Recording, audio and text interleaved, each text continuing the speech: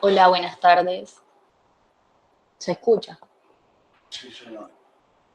Sí, se escucha bien. Sí, escucho. Gracias. Bueno, creo que podemos ya dar inicio.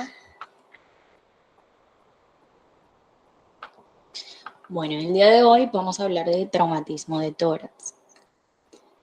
Clásicamente, el traumatismo torácico se ha dividido según el mecanismo de producción en cerrado o contuso, que es cuando la caja torácica permanece intacta, y su principal causa son los accidentes de tránsito. También en abierto penetrante, que es cuando sí ha habido pérdida de la integridad de la caja torácica, como el producido por el arma blanca o de fuego. El 90% de los traumatismos son cerrados eh, y según la biomecánica se van a ver por alteraciones de la velocidad, como lo son la aceleración y la desaceleración, por mecanismo directo, que sería un golpe neto, y compresivo por presión sostenida. Bueno, vamos a hablar de las técnicas de imágenes que permiten valorar las lesiones traumáticas y los hallazgos en esta. La radiografía de tórax es menos sensible y menos precisa que la tomografía, pero es la primera aproximación diagnóstica y debemos saber sus limitaciones, ya que con ella no se puede valorar con precisión la existencia y la extensión de las lesiones en la pared torácica, en el mediastino y en el pulmón. La tomografía hay que realizarla en todos aquellos pacientes en los que existan dudas diagnósticas en la radiografía. Se debe realizar una tomografía de abdomen y de cerebro en el mismo acto para no tener que movilizar innecesariamente al paciente en repetidas ocasiones. La resonancia, su papel, como el de la arteriografía, ha quedado muy limitado a situaciones específicas como trauma vertebral, sospecha de lesión del plexo braquial y seguimiento de la patología aórtica. Y la ecografía en el traumatismo torácico tiene un papel poco definido, a pesar de ser primordial en el estudio inicial del tratamiento abdominal. Bueno, dentro de las lesiones de la caja torácica tenemos las estructuras óseas, que tenemos las fracturas costales, que son las lesiones más frecuentes en el traumatismo torácico cerrado. Tenemos fractura de la escápula, podemos encontrar fractura del esternón y fractura de la columna torácica. Bueno, aunque la fractura aislada de alguna costilla no es relevante ni predice la gravedad, las fracturas múltiples pueden conllevar un compromiso respiratorio. Estas se llaman las fracturas especiales a la de los 3 primeros arcos costales o de los 2 primeros y la clavícula. Estos indican un traumatismo de gran energía y que están protegidas por la cintura escapular. Junto a que esto se produce un tercio superior del esternón, se puede acompañar de lesión vascular o del plexo braquial. Y de los arcos costales, la 10ª, la 11ª y la 12ª costilla pueden asociar a una lesión hepática, esplénica o renal. Tenemos el bolet costal o tórax inestable, que consiste en la fractura de 3 o más costillas por 2 puntos distintos, diferentes, o fracturas de costillas contiguas asociadas a fractura esternal o costocondral. O una fractura simple de 4 o más costillas contiguas, lo que conduce a una zona de inestabilidad de la pared. Como en este caso, vemos fracturas costales inferiores y de los arcos posteriores izquierdas con enfisema subcutáneo y que se asocia a una lesión renal izquierda. Bueno, la fractura de la escápula, al estar muy protegida por la musculatura, solo representa el 1% de las fracturas, de todas las fracturas, y se producen traumatismos de gran energía, por lo que en la mayoría de los casos se asocia a otras lesiones como neumotórax, lesiones de los nervios supraescapular o axilar, o de las arterias axilar o subclavias. Es más frecuente que se produzca en el cuerpo de la escápula, seguida del cuello y la glenoides, y más raro que se fracture la espina, la coracoides o el acromión. Bueno, las fracturas del esternón pueden ser el resultado de un traumatismo contundente directo o indirecto en el tórax, siendo las colisiones vehiculares las más comunes. La localización más habitual es a 2 centímetros por debajo del manubrio que se asocia a otras lesiones como contusión miocárdica o rotura aórtica. Acá por lo menos vemos que este es el manubrio, este es el cuerpo y esta es la apófisis sifoides. Acá tenemos un ejemplo donde vemos una fractura oblicua mínimamente desplazada a través del cuerpo del esternón. Estas fracturas se detectan más fácilmente en un plano sagital. Aquí tenemos un ejemplo, es un corte sagital donde vemos una fractura external. Aquí la podemos ver también oblicua un poco desplazada, asociada a un hematoma mediastínico. Aquí podemos ver el plano graso entre la pared de la aorta ascendente y el hematoma que está preservado. Y esto indica que el hematoma no tiene su origen en la aorta. Las partes blandas, bueno, tenemos el enfisema subcutáneo que se refiere principalmente a la presencia de aire en los tejidos blandos. Los mecanismos de producción pueden ser fracturas de arcos costales que rompen ambas hojas pleurales, el neumomediastino que se extiende hacia el opérculo torácico y rotura de la laringe o la tráquea en su porción más superior.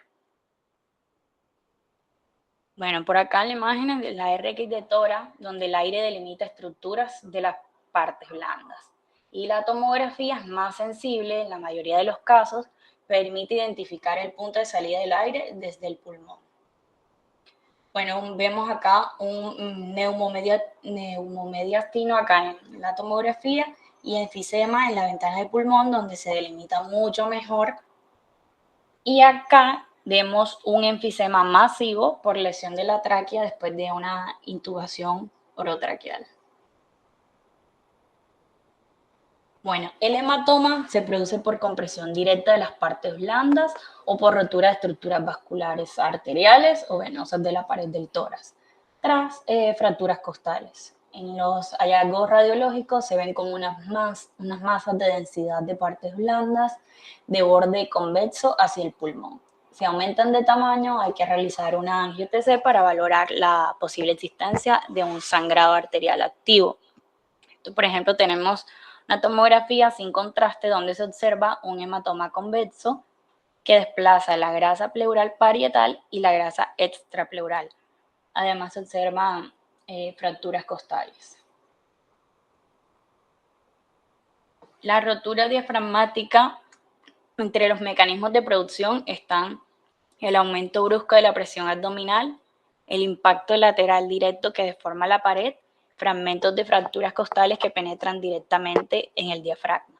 Son más frecuentes en los traumatismos torácicos penetrantes, en los que el defecto diafragmático no suele superar 1 centímetro. Aquí vemos una rotura diafragmática con herniación de las asas intestinales hacia la cavidad torácica izquierda. Los hallazgos específicos en la radiografía podemos encontrar una herniación intratorácica de una víscera hueca, como es el estómago, el colon, el intestino delgado, con presencia o no de una constricción del órgano herniado por su paso por el defecto, que se llama el signo del collar. Se visualiza la sonda nasogástrica por encima del diafragma en la rotura izquierda. Y los hallazgos sugestivos en la radiografía podemos ver elevación del hemidiafragma, distorsión del contorno diafragmático, desplazamiento contralateral del mediastino, una burbuja aérea con nivel hidroaéreo en la base pulmonar, como lo vemos acá en estos ejemplos. Este, por ejemplo, es una radiografía de tórax con estómago en la cavidad torácica. Y en la tomografía vemos el defecto diafragmático.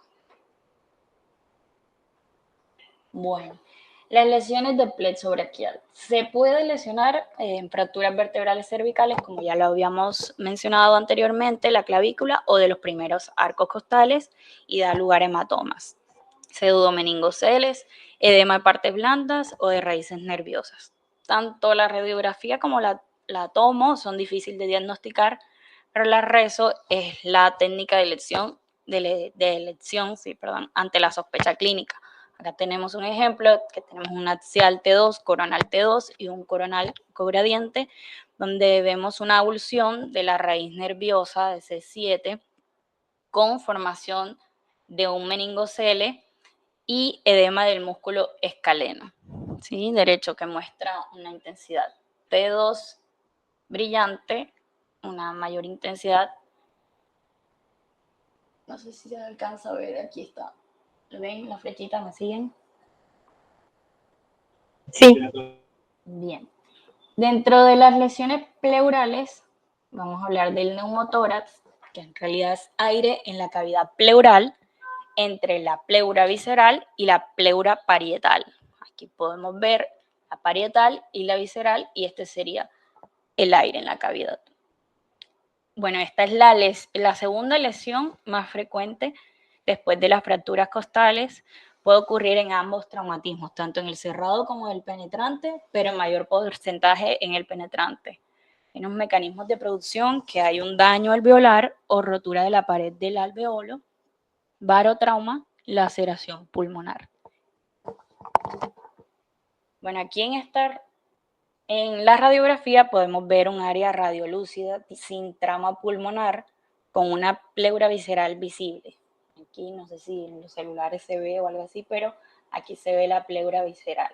Y acá no hay trama vascular. Eso sería el aire dentro de la cavidad.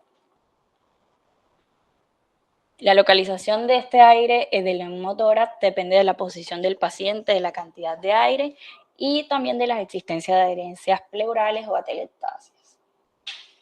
Si se examinan las ventanas pulmonares, el neumotórax se identifica muy fácilmente en la tomografía y no deben plantearse prácticamente ninguna dificultad, ya que es más sensible, que puede permitir valorar otras colecciones de aire que se pueden confundir, ¿sí? Como el enfisema, el neumomediastino. Por ejemplo, esta es un neumotórax secundario a múltiples fracturas de los arcos costales del lado derecho. En el contexto de un traumatismo, esto se puede presentar un hemoneumotórax. Vemos el enfisema subcutáneo y una mínima hemorragia acá abajo. Bueno, el neumotórax, atención, el 30% de los neumotórax evolucionan a neumotórax a tensión si no se tratan correctamente o si el paciente es sometido a ventilación mecánica. Esto se define clínicamente como un neumotórax en que la presión pleural supera la alveolar, pero existen signos radiológicos que permiten sospecharlo.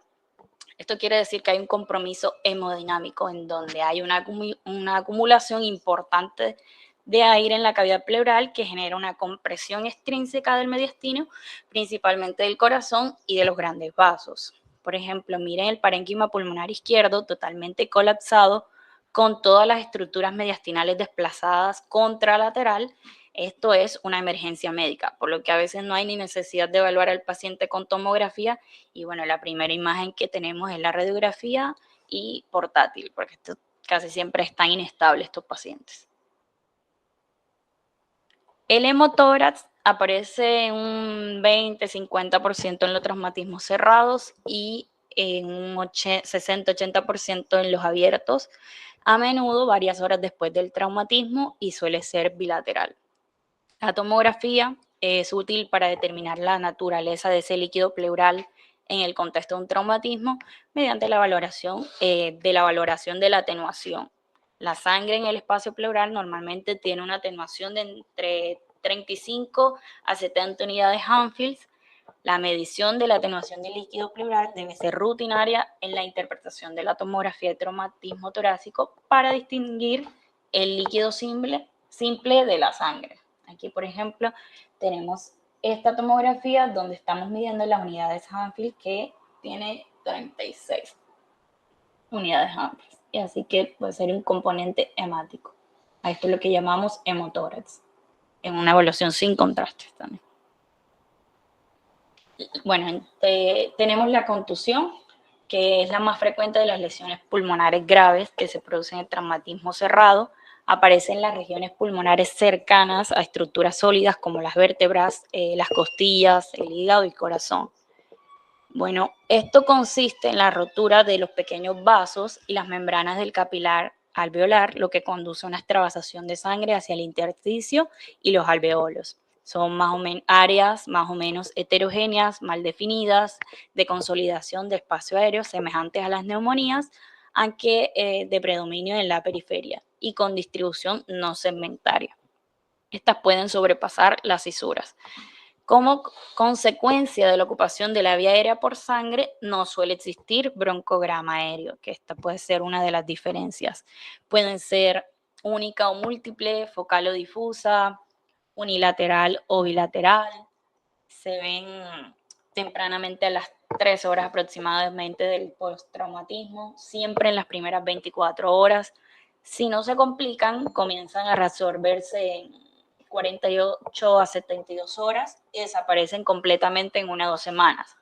Entonces, toda contusión que no comienza a resolverse en 8 días se debe volver a evaluar, a estudiar ante la posibilidad de que exista superposición con otras patologías. Bueno, tenemos la laceración, que es la rotura de la pared alveolar, es un desgarro del parénquima que provoca una cavidad. Entre los mecanismos de producción tenemos fracturas costales que perforan el pulmón y forman una cavidad. Los mecanismos de desaceleración, al igual que las contusiones, pueden ser únicas, múltiples, unilaterales o bilaterales. Entonces, cuando el espacio creado por la laceración se rellena con aire proveniente de una lesión bronquial, se forma un neumatocele, que en la radiografía se ve como una lesión radiolucente, ovoide, y si se rellena de sangre sería un hematocele. Ambos pueden coexistir y producir nivel hidroaéreo, es decir, neumohematoceles. Con el tiempo, o sea, días y semanas, pueden tardar meses en resolverse. Acá hay un ejemplo donde hay contusiones pulmonares extensas en el lóbulo inferior izquierdo y en el segmento lingular superior izquierdo hay áreas de hemorragia pulmonar y formación de neumohematoceles. Aquí podemos ver el nivel líquido, ¿sí? Y un pequeño acá neumotórax. Se han descrito 4 tipos de laceraciones según el mecanismo de producción, la presentación en la tomografía y las fracturas costales asociadas. Encontramos el tipo 1, que es por una ruptura por compresión, que es el tipo más común de laceración, que generalmente ocurre como una lesión de 2 a 8 centímetros en el pulmón central.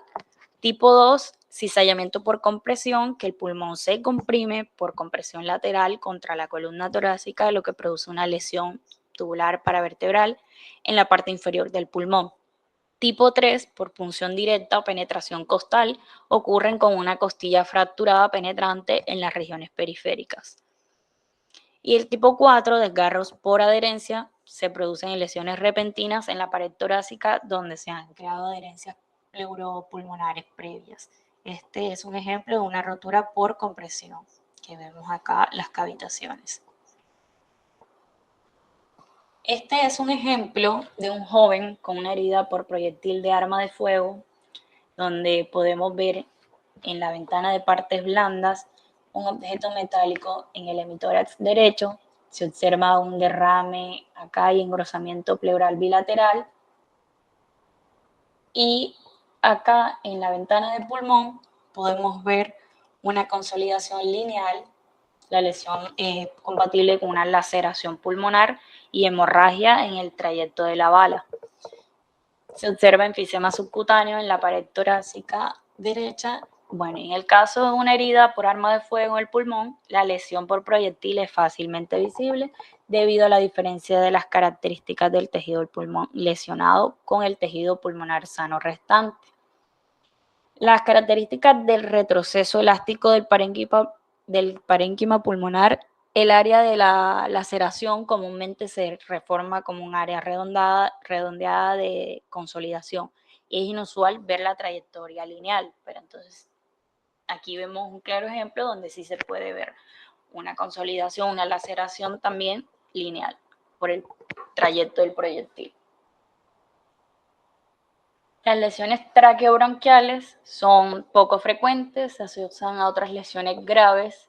En caso de trauma penetrante, la porción traqueal es más frecuente, o sea, la parte cervical es la parte más frecuente lesionada, y las lesiones bronquiales son más frecuentes que las traqueales y más en el bronquio principal derecho, menos de 2 centímetros por debajo de la carina. Tenemos unos mecanismos de producción, que hay un aumento de la presión intratraqueal si la glotis se encuentra cerrada en el momento del traumatismo y por fuerzas de cizallamiento entre el pulmón, la tráquea y los bronquios principales. Al haber neumotórax y si persiste a pesar de un tubo de drenaje torácico en buena posición, se debe sospechar la ruptura de la vía aérea. Bueno, el neumomediastino es la presencia del aire extraluminal dentro del mediastino. El aire puede tener su origen en los pulmones, en la tráquea, los bronquios centrales, el esófago y la cavidad peritoneal. Se pueden extender al cuello y la pared torácico-abdominal, produciendo un enfisema subcutáneo. Mecanismo de producción: tenemos la rotura traqueobronquial, la rotura esofágica, la rotura alveolar con propagación del aire a lo largo del espacio peribroncovascular, extensión del mediastino desde la rotura laringea o de la tráquea cervical, extensión desde un retroneumoperitoniano. Esto puede ser difícil de distinguir del neumotórax y del neumopericardio. En estos casos el aire se moviliza con los movimientos del paciente, mientras que el neumomediastino no, o sea, queda atrapado en las partes blandas. En la radiografía se ven líneas radiolúcidas que determinan la pleura parietal y las estructuras mediastínicas, como lo vemos aquí en estos dos ejemplos. Se ven las líneas y las imágenes lineales radiolúcidas, paracárdicas y periaórticas que se extienden en sentido cefálico, disecando los tejidos blandos del cuello, que da enfisema y neumomediastino. Bueno, la rotura esofágica es una emergencia médica rara pero grave, con una tasa de mortalidad muy alta. En la radiografía podemos encontrar enfisema cervical y mediastínico. Podemos ver también derrame pleural izquierdo, alteración del mediastino por la presencia de colecciones o hemorragia. Y en la TC podemos ver, como lo vemos en este ejemplo, burbujas aéreas adyacentes a la pared del esófago, hematomas mediastínicos, y en el caso de traumatismo por arma de fuego permite valorar la trayectoria del proyectil, con lo que se puede sospechar la posibilidad de la lesión esofágica siempre que esta estructura esté incluida en la trayectoria. Y el esofagograma es el método ideal para la valoración de la integridad del esófago, pero este solo se puede realizar en pacientes conscientes, colaboradores y estables.